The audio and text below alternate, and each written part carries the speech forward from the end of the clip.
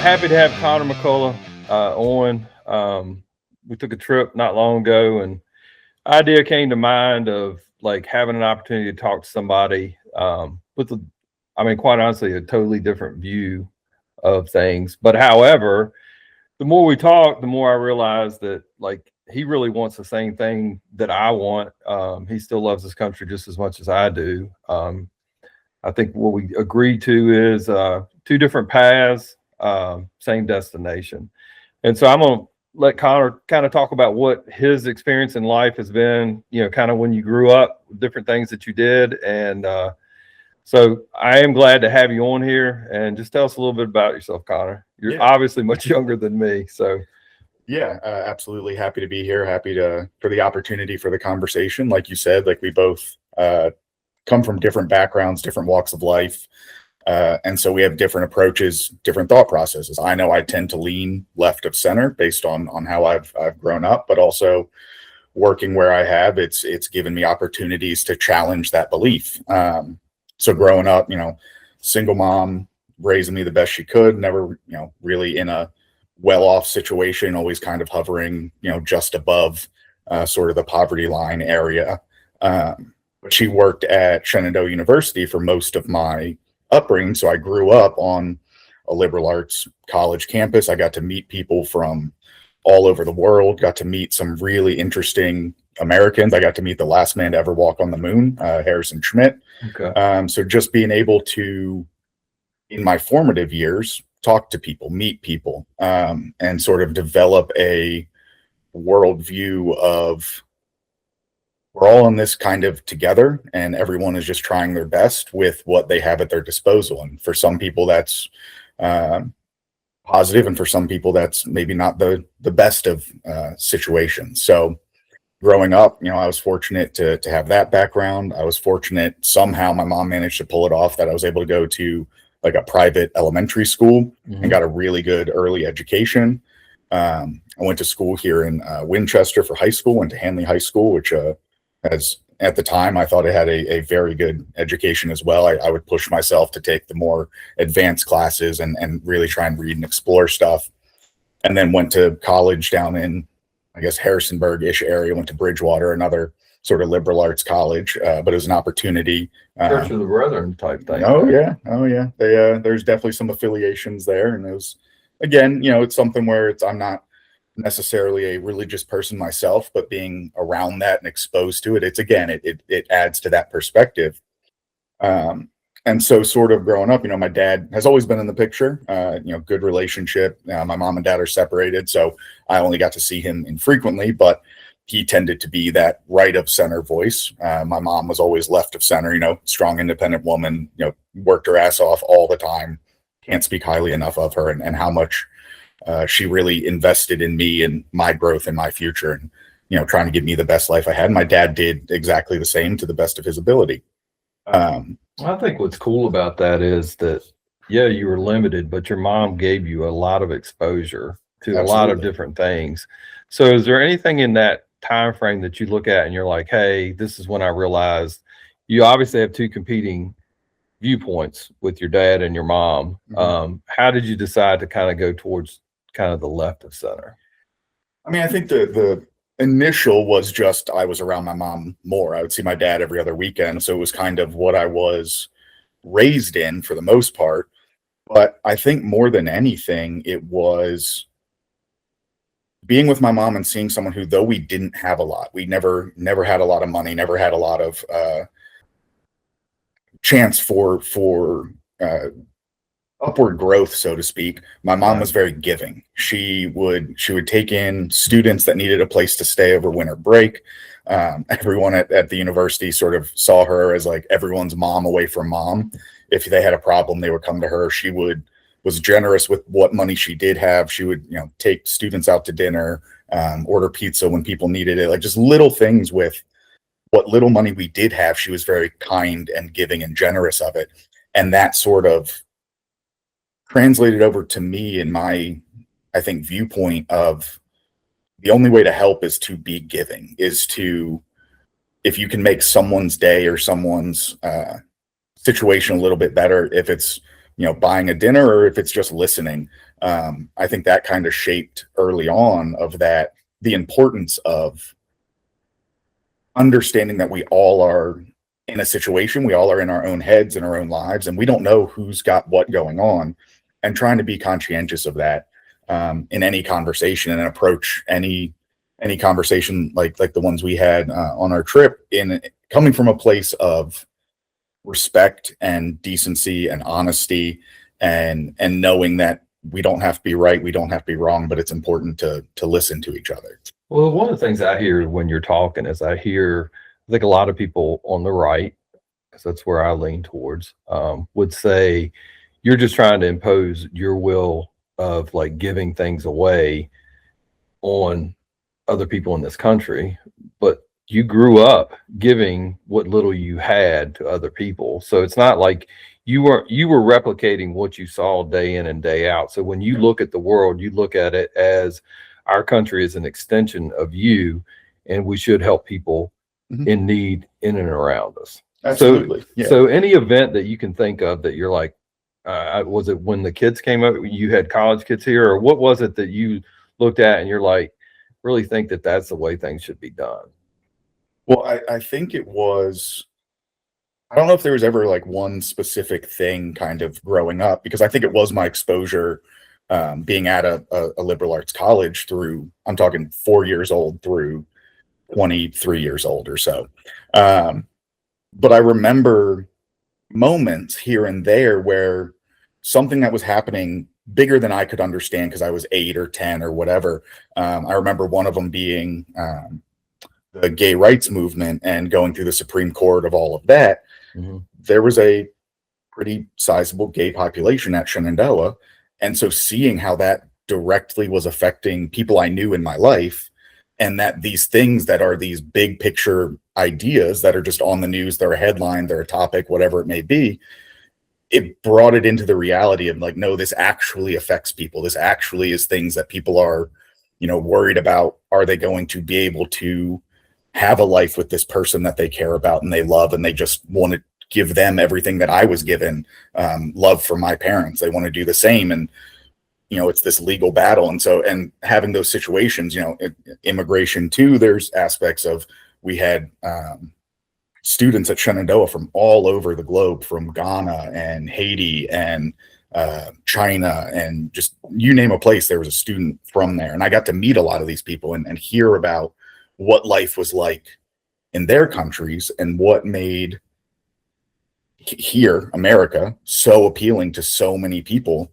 And to me, that kind of gave me this perspective of like what defines the quote unquote American dream is being in a place where you're safe and you're respected and you have opportunity, not necessarily to, I don't believe that the American dream is to be a billionaire, but to have a house and a family and be safe and secure in your own front yard is invaluable.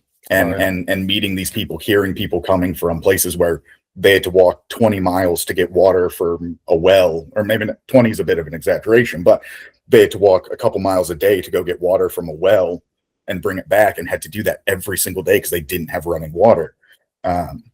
We met a gentleman, I think from Ghana, I don't quite remember, but I know it was an African country, who was fascinated by electric fences to keep cattle in, solar powered electric fences.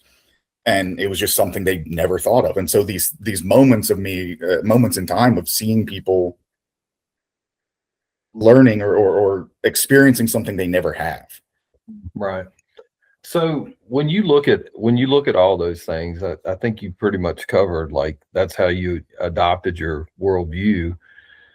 But I think one of the things that I think a lot of people on the right want to like, I think both sides, they sit there and they want to put you inside of a box, and they want to be comfortable inside that box, and they want to say, okay, there's no way there's a human being on the other end of this. And I think one of the things that was really cool about our trip was just hearing the other side, and there are facts that support both sides. And I think, unfortunately, right now, what happens is one side picks a talking point, and that's all they stick on, and it doesn't include all the other different parts of information and things like that.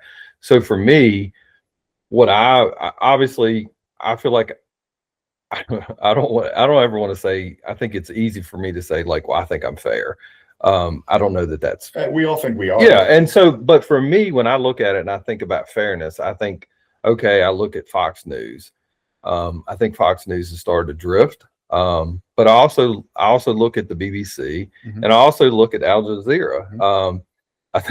I think Fox and Al Jazeera are like two entirely different spectrums. When you look at what's going on in Gaza, you would think that they're two different two different events altogether if you listen to Al Jazeera and Fox News reporting on the same event. And so how do you like balance that out from the left leaning side? Let's just call it left.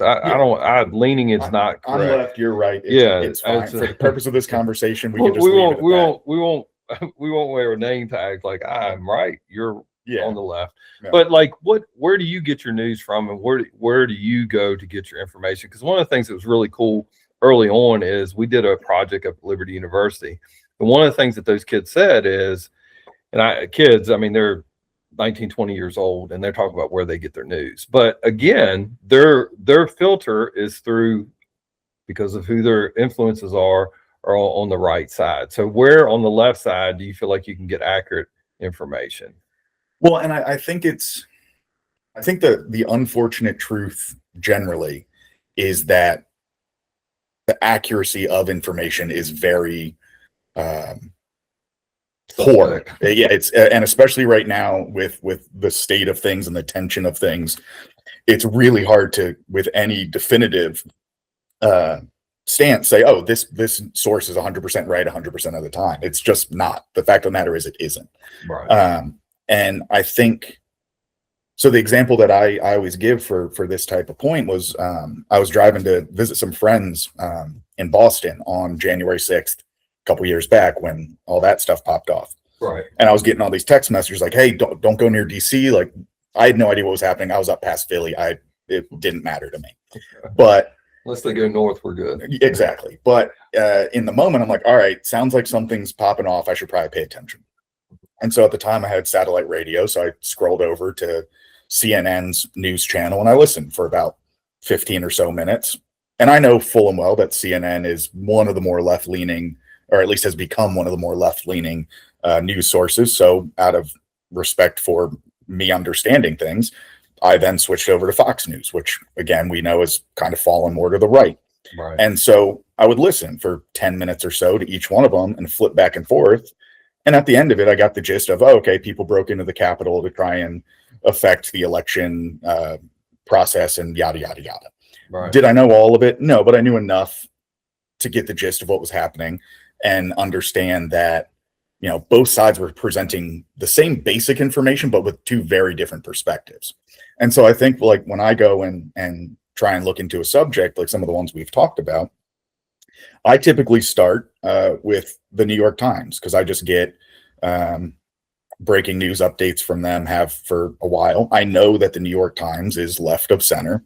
And so I know that take everything with a grain of salt, but it's typically where I start. I enjoy how they write. I think it reads well, to put it simply. They get to the point pretty well. Right. But then from there, what's always important is, you know, pop over. I admittedly don't use Fox News all that much, just because to me, they've always come across many clicks. Well, it's more they've come across to me a little more on the extreme rhetoric at times, which I'm sure you could say the exact same thing about the New York Times. But there are sources that are more centered. Reuters is one that typically, as best as can be, stays pretty down the middle. Right. And so a lot of times that's where I'll default to. I'll get a headline and I'll get the gist of a story, but if it's something I want to dig into, I'll go to Reuters, I'll go to Politico. There are a couple others. I don't think Politico is necessarily straight down the middle. I think they do lean left. But I think the key thing with anyone trying to be true to a subject and honest to trying to learn is understanding that A, you can be wrong. It's okay to be wrong and learn something and change your opinion, change your mind on something.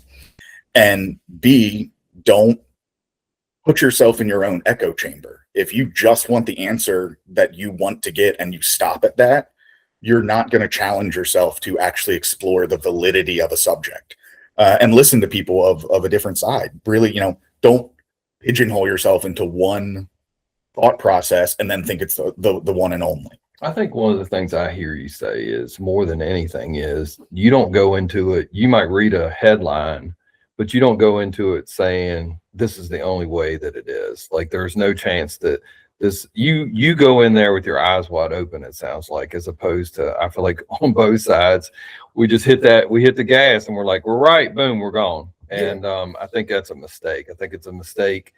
And I think one of the things that I thought this weekend when we were talking about doing this show is I think our leaders I think just in the name itself, our leadership, I think it's a epic failure of our leadership on both sides, because they're supposed to be leading on the way we should handle ourselves. Obviously, the way we were raised have a lot to do with it, but I do feel like we are so quick to look at our leaders and go, oh, that's the way we need to be. And I know for a while there, when they used to talk about athletes and things like that, they're like, don't pattern yourself after an athlete.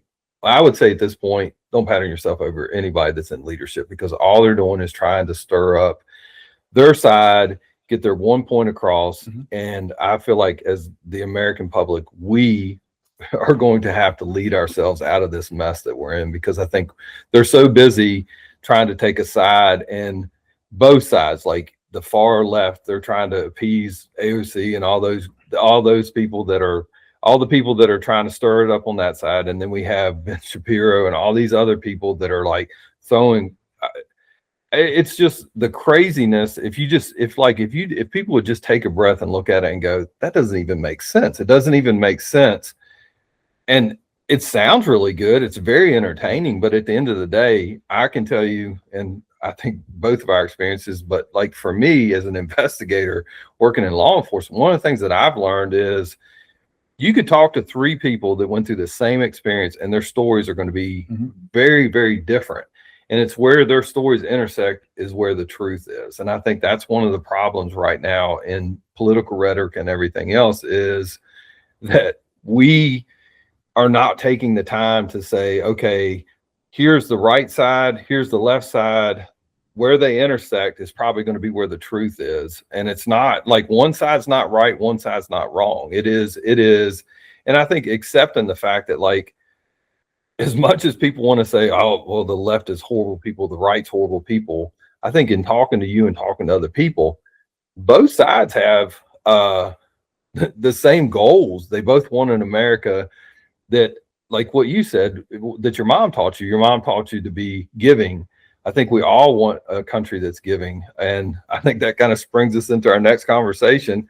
I'm going to go out of order because I can. Let's go straight to immigration, because I feel like Venezuela is like, that's low hanging fruit. We'll get to that in a minute. But like from immigration, like when you look at it, tell me what you see when you look at it.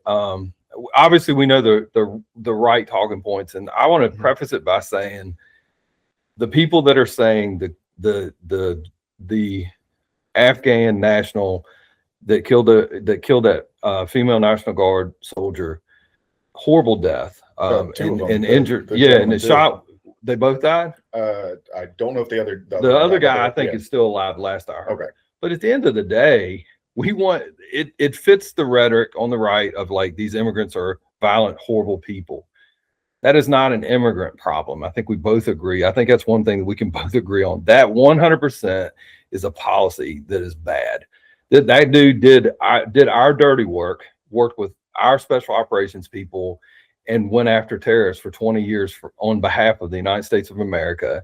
And in return, we brought him over here, and I would almost guarantee you his family has suffered and died because of his involvement with the United States of America. So it's not a rhetoric. For me, it's not like, hey, here's another crazy immigrant that's committing crime. No, this is a dude that was wronged by this country, and we did not do what we needed to do. What he did was absolutely horrendous, horrible, attacking, a soldier who's just serving their country. And like I said, we can get into that later as far as, all the stuff that flows from the left on, like, oh, it's horrible that the National Guard.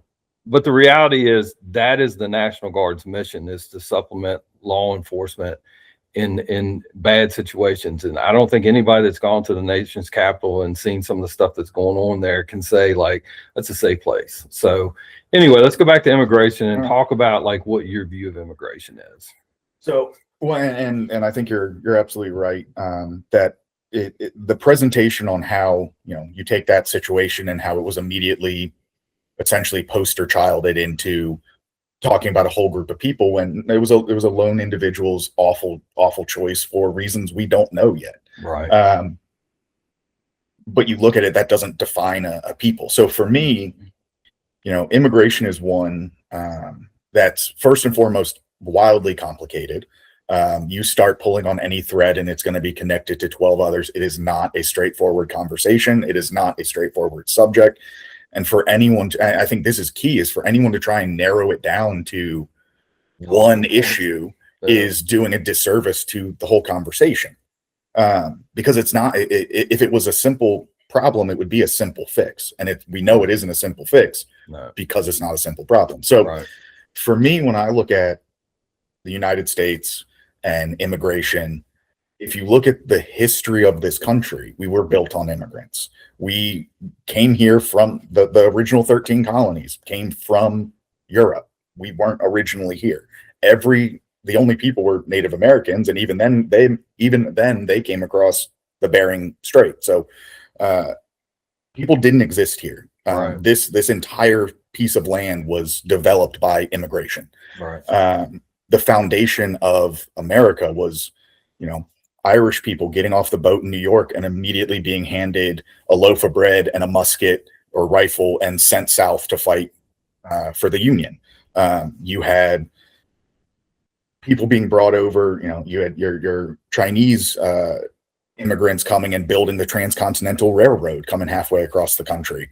And so you look, and every step along the way, we've had immigration, and there's been a group of immigrants that were ostracized, whether it was the Irish in the 1800s, where they were looked at as this criminality breeding group of lessers, until the next group came along. And then it was the Italians in the early 1900s. And you got some of the Germans coming out, Germans and Japanese after World War II. They were the next villains. And so we as a country, we've always had immigration, and we've always had a targeted immigrant group that we've scapegoated, essentially.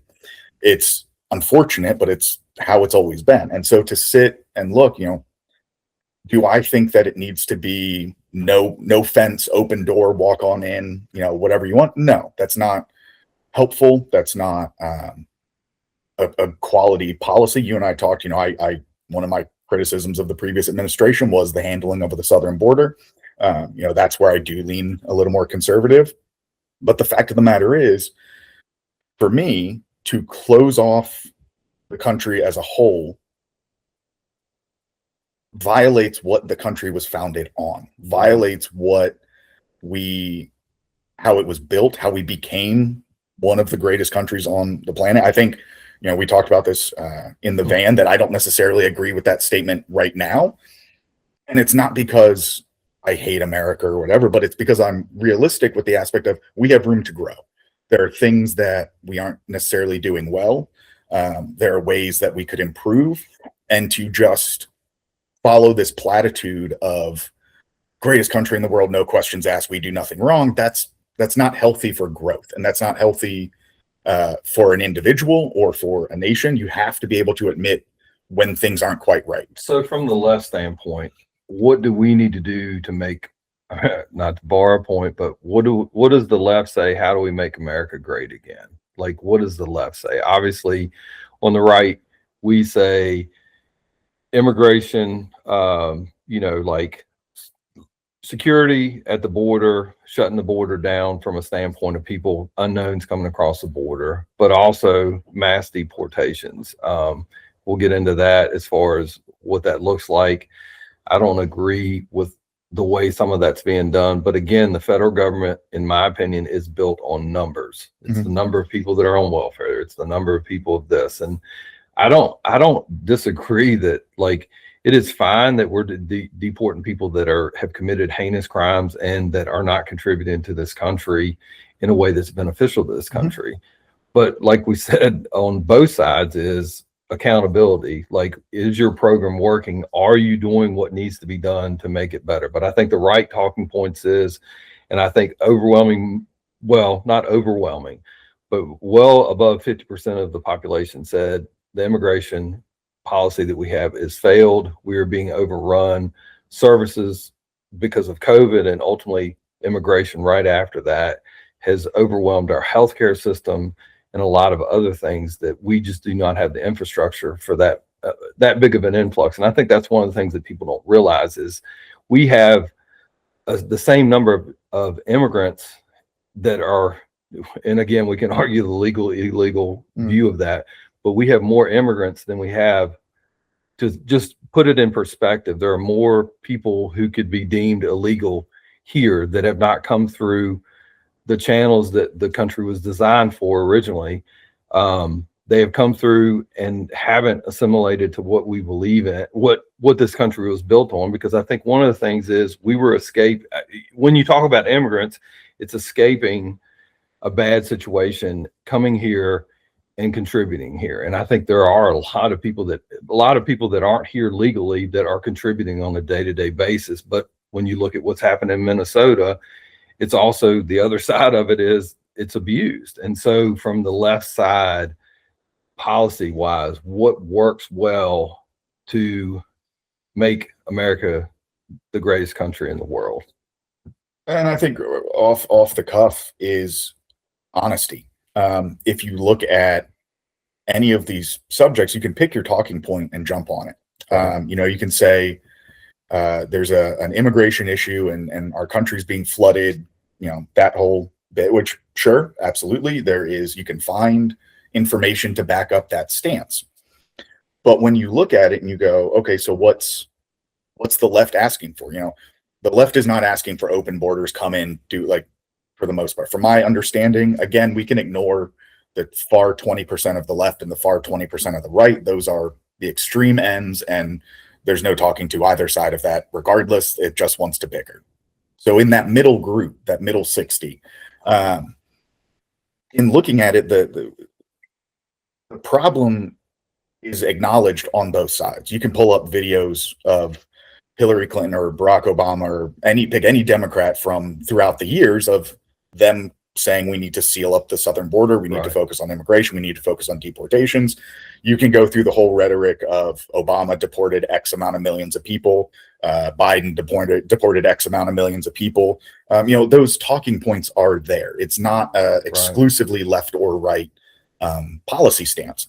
But where I think the left wants to come in is we want people to come here the right way. Okay. But there's more than one right way to do that. When you look at, you start looking at Dreamers, or I think DACA was one, or these other pathways to citizenship. You look, take the Afghan, to kind of circle back to that a little bit. We had a policy following the pullout of Afghanistan where if you were supporting us, if you were a translator, if you were aiding, you could get a special something or other visa to come here, because we knew well and good that if we left them there, they'd be killed. Right. And they helped us, so we need to, that's helpful. And I support that. I think that was the way it should be. I believe in our asylum seeking program in the sense of it's important because there are places where I can't sit in, pick a country and file all the paperwork and make all the phone. I might not even have a phone to make phone calls or internet to send an email. So I have to flee. I have to come across the border. I have to find, especially if I have kids or a family, push comes to shove, I'm getting out. And I can't necessarily wait for the right way. But it's what you do after that. And so these different pathways to citizenship, I think, are important. Now, are they flawed? Sure. the asylum program. People can come in, request asylum while it's being processed. They're still here kind of in this legal limbo of until a decision's made. You're both legally here and illegally here. And a lot of people just disappear. They stop showing up to immigration hearings. They stop, doing all this. They stop following the path because they get caught up. They still have to work. They still have to feed a family. There are things that are become more important.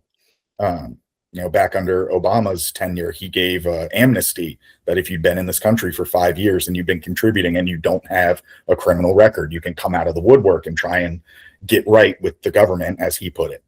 And I think those things are important. Do you have any data on how that worked? Obviously, the population.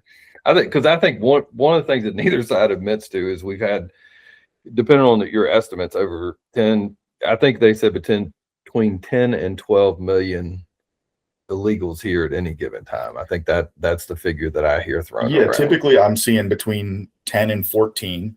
And that's where let's have the honest conversation part and not the clickbait, left, right talking point. So, the one that I always heard for a while was, oh, there were 12 million or 10 million illegals flooded the border under Biden during the pandemic.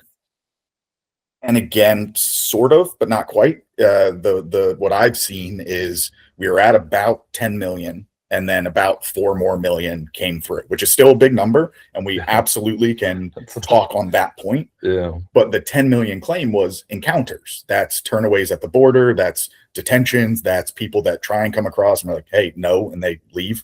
So the actual, I think ICE defines it as like the getaway number, the ones that got past us, was somewhere between 2 and 4 million. Which again, so how are those classified from the left standpoint? How are those classified as whether they're, so if you come here, you're seeking asylum, you're in a holding pattern and you don't show up, at what point are you classified as illegal based on your viewpoint? So from my understanding, if I'm here seeking asylum, mm-hmm. and I fail to start, I just disappear. I stop coming to my hearings. I stop doing whatever, because the asylum process can take years for some people. Right. Now I'm an undocumented immigrant, or I'm an illegal immigrant, however you want to spin it. If I don't have the right paperwork to be here, I am undocumented. And I think that again, kind of, taking a step back, is having the conversation you're actually trying to have. So if we're talking about immigration and we're talking about illegals coming here, it's like, okay, the left wants to allow illegal. No, we want pathways, and the right wants to close the pathways, is the perception.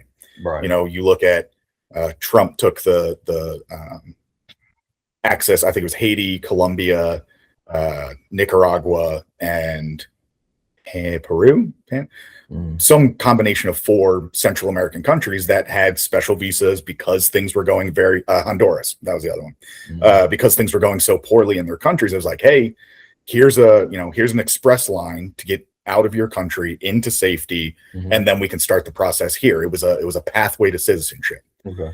And so if the conversation is, do we need to limit those pathways? Great, that's a whole conversation we can have. Is it immigrants are flooding the border? No. Yes and no. I mean, of course they are, because people are trying to come to a country that they're told is the greatest country. So why would they not want to come here? But is it really a flood? Or somebody on your side sent a invitation out. We won't talk about it. Well, I mean, we can. Yeah, you're good. I mean, did Joe Biden not invite immigrants here? We're open. I think so. Again, I know you're I young. fault him for some of that, but I think I think I hear everything you're saying, and I do not disagree. The only problem is that we are overwhelmed, and nobody can provide a plausible explanation as to why our healthcare sucks so bad, and why. I've read a book on capitalism recently, and I think I have a clearer understanding of why prescription drugs and the medical profession is so bad, is because there's no competition anymore. You've got 4 or 5 of the biggest companies, and they have a monopoly on services, and so they can set the prices at whatever, and we're forced to pay them. And unfortunately, our elected officials are more supported, or however you want to look at it, that both sides are getting a ton of money from the groups that are controlling I think what I read in that book, it was, what was the guy's name? Friedman? Milton Friedman Okay. was So, he did he kind of is credited as changing capitalism. I want to say it was like the late 60s, early 70s. He wrote a book mhm, that essentially, from my understanding, again, I don't know much about, I know a little bit about a lot of stuff, but by no means am I an expert on anything. But essentially changing the approach to capitalism to going from competition at the best price. So, Coke and Pepsi trying to make the best product they can right, at the most competitive price to uh, stock growth, to right. the success of a company is based on the value of their stock, and that the purpose, it's a fiduciary responsibility to make as much money for your For your investors as you can. And I think that's the problem is one of the things that this book said was that 1% of the population owns well over 50, I think probably, it's like 65% yeah, of wealth is 65% controlled by, of the stocks. Yeah. The stocks are controlled by the 1% of the population. Well, that 1% of the population is the same population that is paying lobbyists tons of money to go to DC and go to Richmond, Virginia, and tell the people that are supposed to be, that we elect, what they need to do. One of the positive things I think in our conversation about elected officials, though, is I know you had a different view of it than I did, but I think the governor's election in Virginia and of the other gubernatorial candidacies and different elections are proof that the general population, I think there was a push that said the Biden immigration was so bad, people felt it, and they're like, hey, we need to swing the other way. So they swung really far over on Trump. And now I think they're sitting there going, whoa, we might have gone too far. Let's start realigning a little bit left. And I think it does. To me, that is a democracy that is working. It might not be working great, Yeah. but it is something that you can look at as an American and go, you might not like the fact that, like, well, as a Republican, I can't believe we have a Democratic governor. But you also look at the fact of, like, hey, people that like you described it, that 60% is looking at the way immigration policy is being, whether it's just talking points on the left or not, but like people are hurting because of the immigration policies of this administration. I look at it as an emergency situation because, like, if you have a flood, you're going to probably toss some stuff out that you need later. But I think that's an honest conversation that you have with the population and say, yes, we are doing the best we can to get rid of the worst, but if you do not self-report, if you don't do all these things that we're asking you to do, and that's the other things, these sanctuary cities, they're kind of setting themselves up for failure. If you're saying, like, okay, I know in Fairfax County, they had a guy the other day that they did not honor an ICE detainer, and the guy ended up killing somebody while he was out. I think I saw that. Yeah. And so the sanctuary cities are really screwing their immigrant population, because instead of ICE coming in there and going, okay, I want to detain, let's just say, for example, 20 violent offenders. If I have ICE, guess what? If you start producing like if you start producing the problems to send ICE to, if you're a sanctuary city, guess what? They don't have time to deport all these other people. It takes effort to get those people in custody and moved out of the country. And why not, like, cooperate and make it work better? Well, and I think I was trying to keep a list running in my head while you were talking, because going back to my point earlier of it's not a simple subject. It's very complicated. Right. Just in that little bit that you just spoke, we touched on pharmaceuticals, lobbyists, detention and ICE reform, immigration, understanding of sanctuary cities and what they were meant for and what they have been turned into. Right. We talked about judicial reform. You've got plenty of people who were arrested and then were released and then did something else. So why do we have people that have 20-something charges, half of them felonies, still out on the street? So, like, just in that little bit, we touched on judicial reform and immigration policy and healthcare and, all this stuff. It's a tangled spider web of everything. And so to try and pull on one of those strings and solve it inevitably touches on everything else. And so having that simplified conversation or simplified understanding of one talking point, we're just going to focus on this, does a disservice to the big picture. So to go back to immigration as a whole,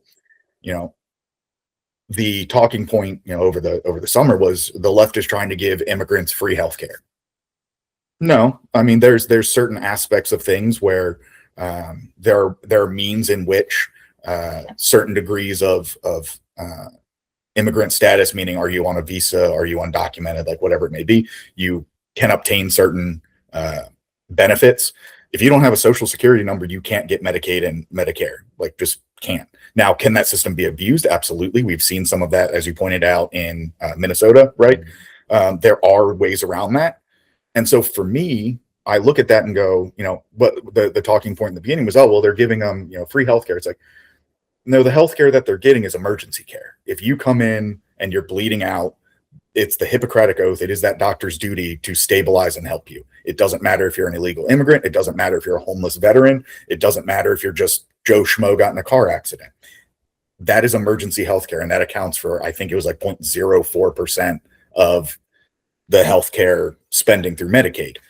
But I think that's the problem, is it's a talking point for the right, that they do not want to invest the time and effort into saying like, hey, there's all these other pieces of it. Yes, you as the person, like the main street, the kitchen table, the reason your healthcare is suffering is because of an influx of a large group of people. That is part of it. So is COVID is part of it.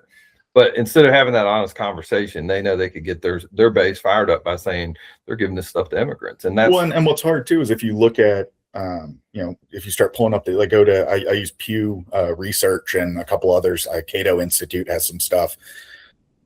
But if you want to have if people truly want to have the honest conversation, they say, okay, we're looking at healthcare, and they're blaming immigrants. Immigrants are flooding the system. Well, again, illegal immigrants who don't have a social security number, generally speaking, can't get Medicaid or Medicare, can't get SNAP benefits. Like, yeah, kids might get it through the school or some community programs.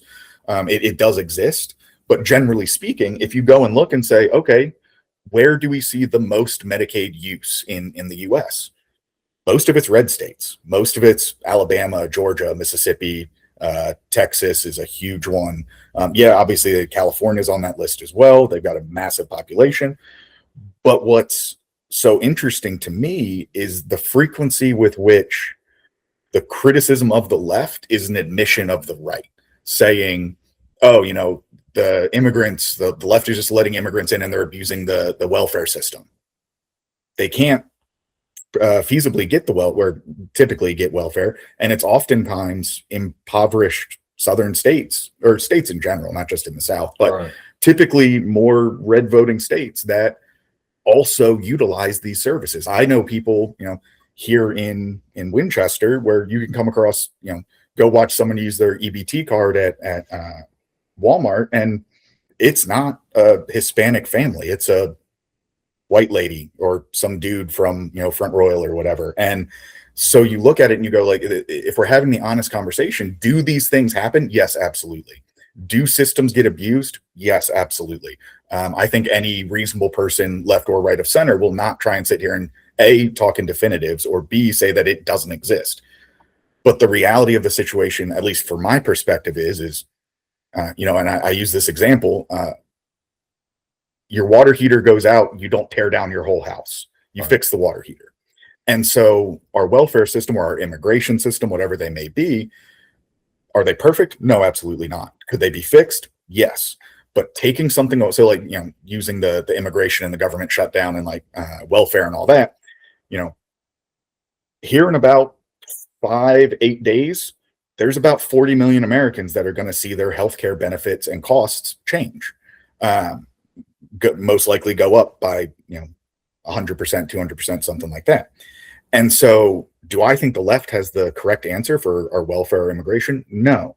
But to just take something away completely without having a solution just hurts people. In the long run, it just costs, I think back on when we were trying to fire people, cut down the government employment, and we were trying to fire, Doge was trying to make all those cuts. It's like, okay, we're firing 100,000 people on probation. Well, probation for the government could mean I worked my butt off and I just got promoted. So, went from a G11 to a G12, and now I'm on a probationary period because that's just how that works. Now I'm at risk of losing my job, even though I did nothing wrong. So having these conversations and admitting that the left or the right doesn't have it fully correct. There are issues on both sides of those. Understanding that all of these subjects are completely intertwined. Right. And then also being honest about what we're seeing. So you mentioned that for immigration, they were going after the worst of the worst.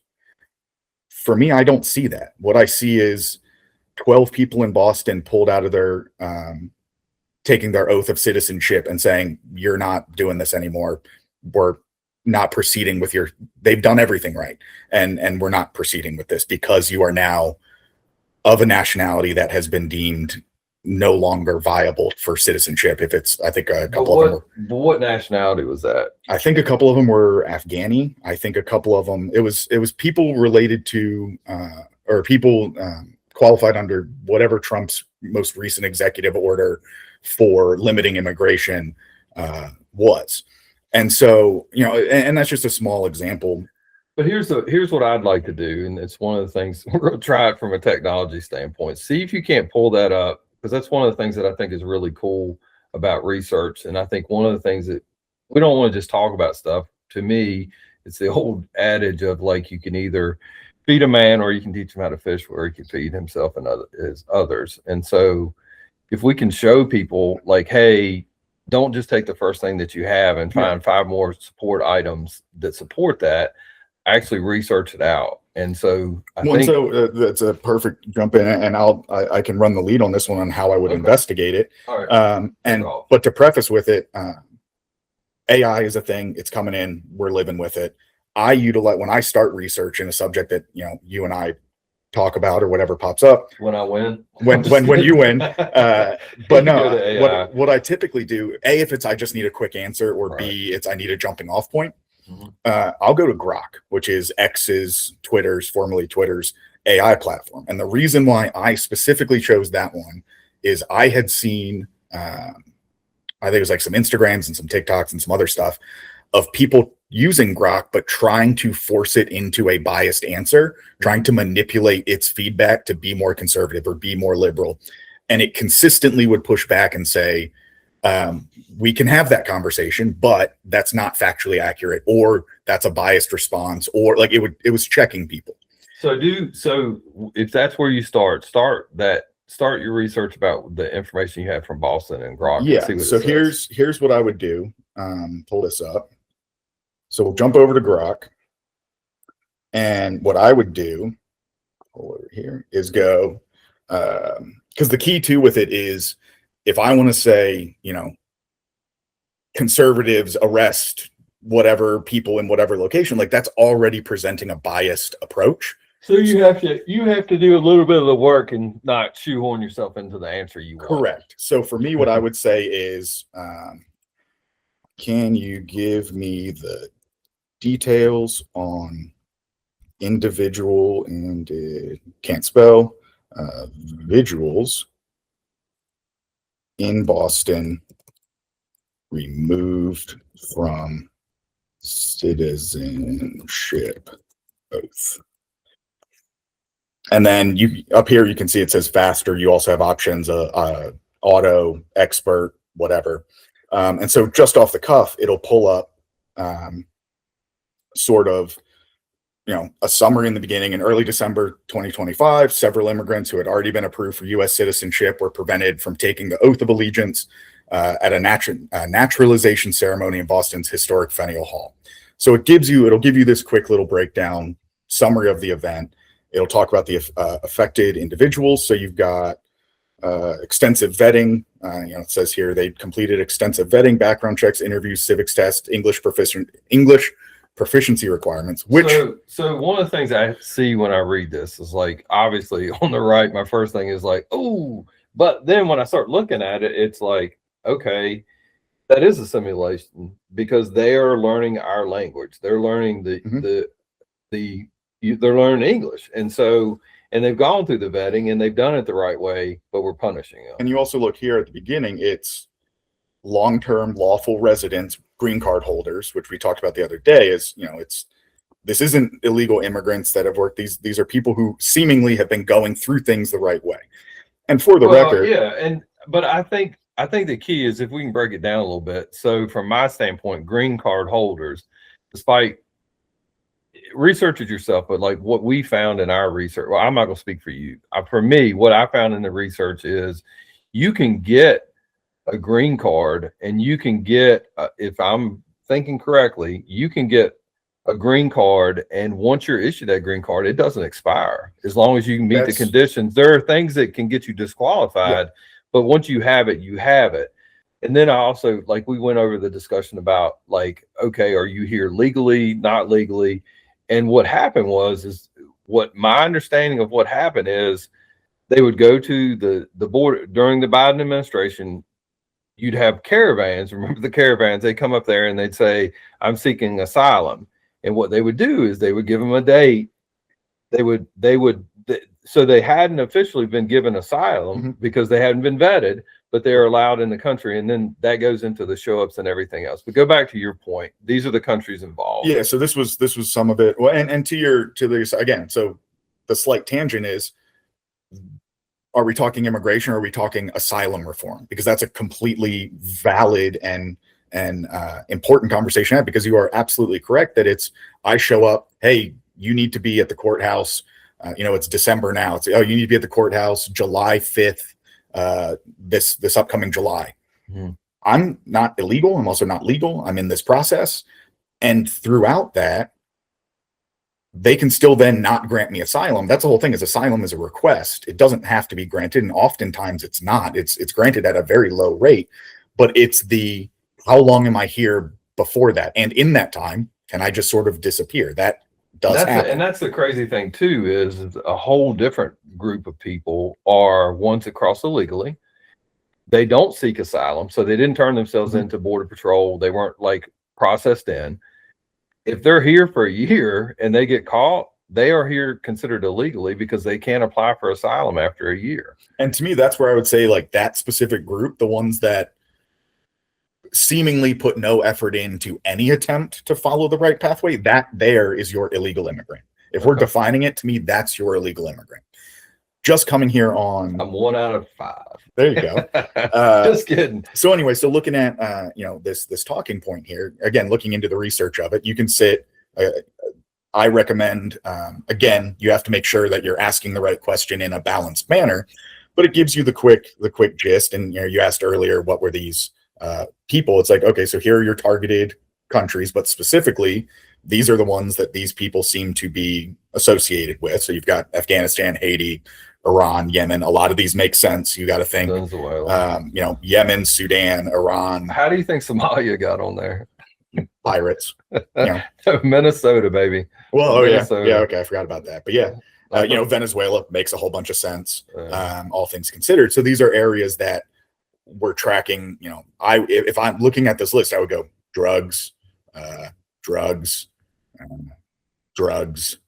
terrorists. Like these being the reasons for why these are on the list. Is you're looking like, Iran supports ISIS. I'll take it a step further. Vetting processes from those countries to get to our country just isn't as strong. I mean, Afghanistan, that's one of the things about it, is the Taliban is the group of individuals that control that country. They control who gets a visa. They control all of that, who gets to travel. And so there's no guarantee that the person that we are receiving is the person that they say they are. So, which is one of the biggest problems about vetting when I was in Afghanistan. The biggest problem is it's not like here where you have a birth certificate and you can track it back. Like it's third world, and drop it down 3 or 4 notches of what they're doing in Afghanistan. So it is tribal, and the information does not flow freely. And to your point earlier with the Afghan dude that did the terrible things, he was vetted by the CIA. He was vetted by the Biden administration. He was confirmed and vetted by the Trump administration this past May. So to claim that he's this unknown, I think that to me is a disgrace as a country for us. And the sad part about it is his family was affected negatively, and that poor, young lady from West Virginia that just signed up to serve her country is killed in her own country, and that's just uncalled for. It's awful. But it's my point of being true with the narrative of making this guy sound like he was, because some of the talking points I heard was he was just this crazy illegal that came in or whatever. It's like, no, we knew who this guy was. Yeah. Does that justify, like, but I think that's what causes half the problem is that we have such the powers that be are so one-sided and less. One of the things that we talk about in law enforcement is lacks candor. And I think that is something that describes most politicians is they lack candor as far as they will find a talking point, even if they know the rest of the story. I think about all this crap with the Epstein files and everything else. There's dirty on both sides of the aisle. And let's not pretend it's just, I think that's the bad part about it is that, like, I always think about, it used to be that you could go to local media, and maybe this is the wave of the future with AI is like, that's the only way we're going to get real news. You got to be honest about how you plug the information in to get good information back. But like, to me, that's one of the coolest things about the discussions is you now have a tool to go in there. And as long as you do not put your bias into it, and that's what I would challenge people is take the time to realize. I think one of the things is that realize that there are people out there that may have that definitely have different life experiences, and they are not that much different than you are. They really aren't. And I think that's one of the things that being in the military teaches you. You can have people from all over the country. I remember our drill sergeant told us over and over and over again, you bleed green. And if we did a better job of saying like, hey, as an American, I don't hate you because you don't believe the same thing that I do, and I don't want to have an argument with you. And I think one of the things that I want to do is I want to put information out there, arrive at I don't think either one of us got pissed off at each other or like through stuff or anything else. Like, I accept the information that you gave me. I feel like you did a really good job presenting it, and I think more discussions like this need to happen. Not only over dinner tables. Christmas is coming.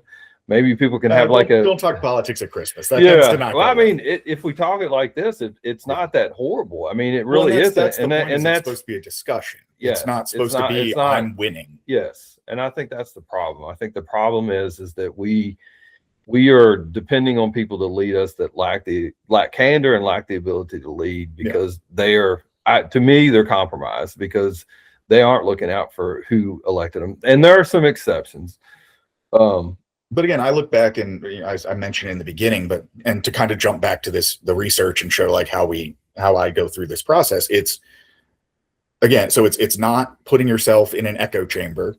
And it's also I personally feel like I have to go into this being willing to be wrong, being willing to admit I thought it was this and then it wasn't. Right. And that's okay. It's 100% okay to be wrong. So when you're looking, jumping back over and like how I would continue this research, and the reason why I start with places like Grok is right here at the bottom. It gives you a list of all of the websites where they collected this information from. A lot of it's the Boston Globe, it's local Fox and CBS affiliates. So it's hard sometimes when a subject comes out, and there was one a while back. I can't remember what it is right now, you gave me a good point. Yeah, click down at the bottom. This is the kind of stuff that bothers me. Which one? I'm pointing at Senator Markey. This one that I'm on? Yeah, just read that. All right. I mean, just read the so this reject the cookies. We'll go back. All right. All right. So Senator Markey, at least 2 people were told to step out of line after they arrived at the venue, according to Gail Brislow, Executive Director of Project Citizenship. What's the headline? Oh, gotcha. Condemns cruel and calculated racism by ICE agents. And that's a very divisive presentation. So you're looking at Senator Markey, who is seemingly, based on that quote, feeding into the current division we have with ICE. Now, I can personally disagree with the utilization of how we are using ICE. That's a different conversation for a different day. But when you do look, and this is an important thing when you're doing your research, is understanding what the intent of the person is, understanding if it's a clickbait title, like, is this just they pulled 4 words out of a comment he made. So you can look at it and go, cruel and calculated racism by ICE agents, that's divisive and cutting towards the right. Okay. And let's go up one and read the immigration. Oh, this one here? Yep. Just the headline. Black Boston citizenship ceremony under USCIS new high-risk policy for National Guard shootings. All right, so there's the problem. This is a classic example of what the problem is. Yeah, tell me what you see in those two. What I see in those is I see two opposing viewpoints. I feel like Senator Markey has a reason to be upset about what happened. Mm-hmm. It is a her, right? I don't actually know off the top of my head. I think it's anyway. They put this information out there, and it's like to get people fired up. Yes, what happened was bad. It's a man, Ed Markey. I'm sorry, Ed. But that was a dumb statement. These dudes aren't racist. They are doing what they are told to do. But to go on the other side, so I feel like that's a screw up on the left side. The using that language about mm-hmm. agents that are doing what they're told to do, it's lawful. It's just to call them a racist and a fascist, all that crap has to go. But if I move up to immigration, we screwed that up. We created a situation, and instead of being honest and upfront and saying, "Hey, there is a really good chance. This is not a chance for us to further our immigration policy. Maybe we should need to take a look at it and go, hey, this dude gave everything he had for this country in his own country and his family is paying the price of our crappy withdrawal. And so because of our bad policy, not only is his family in jeopardy, he probably lost family members, but now we've lost a National Guard soldier. And that is not an immigration problem. That 100% is a problem with bad policy, and a policy that the right is reacted to because it fits the dialogue of, oh, these immigrants are doing these hideous things. No, he was a U.S. asset that kept probably a bunch of soldiers, just like that poor girl that died, alive in Afghanistan.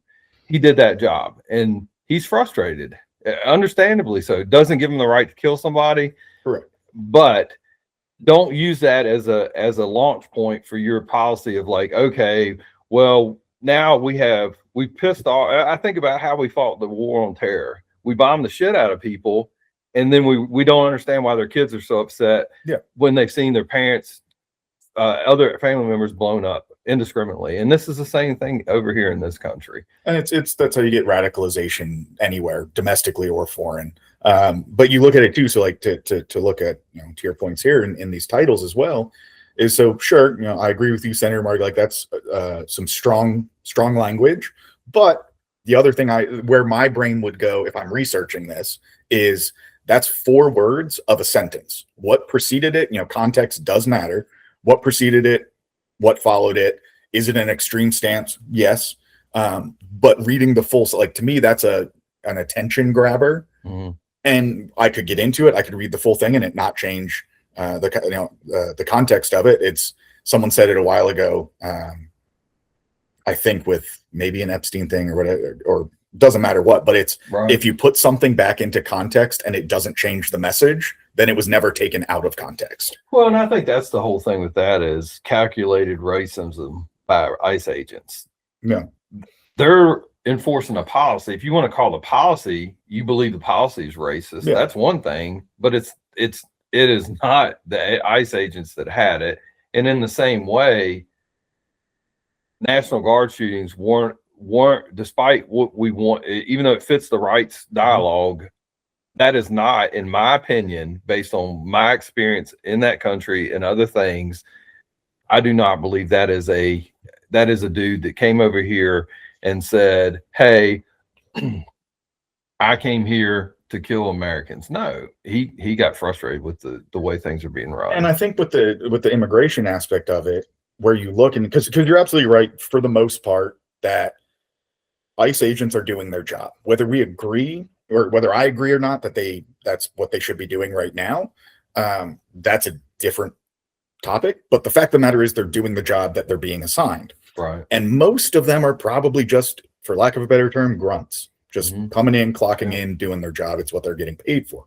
So when you look at the rhetoric, the conversations that are being had at a higher level, the senators or presidents or whoever, that stuff trickles down to the face on the street. And I don't in any way support what's it called when they find the names and post, oh, it's doxing. Yeah, any left or right, whatever, that's awful. It just makes a situation worse. But when you look, and I think back when we're specifically talking about immigration, I think back over the last year, and it was coming from the largest voice on the stage. 30 millions of Haitians are coming and eating all the cats and whatnot. It's like, no, that was disproven almost immediately.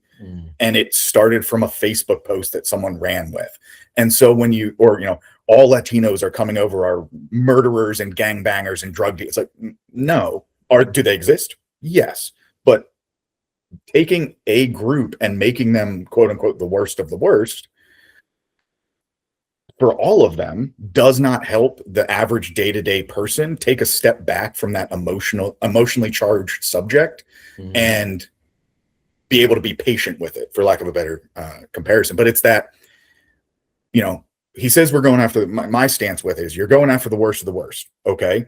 Why are we arresting people at immigration meetings? Why are we arresting people off of farms where they're working or construction sites? Like, are they illegal? Sure.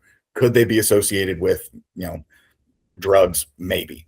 But the fact of the matter is, where I don't, and it could just simply be we don't see it because it doesn't fit the narrative, but where I don't see people are, I don't see ICE going into the Latin Kings gang neighborhood in, South LA or wherever it is and pursuing those people. To me, that's the worst of the worst. And so that's where I think the left side of it is. Yeah, and that's a good discussion and a good launch point for next time we get together, because we have run out of time. But I do think that that's a very valid point. And I can tell you from an operational standpoint and a law enforcement standpoint, these agents are not going to go into the areas like that without local support. No, absolutely. And I think that's why what happened in DC happened is because local law enforcement wasn't equipped to handle what they thought was a supporting mission. So, for example, when you have special operations and you have a tier 1 unit going in to do an extraction or hostage rescue or whatever,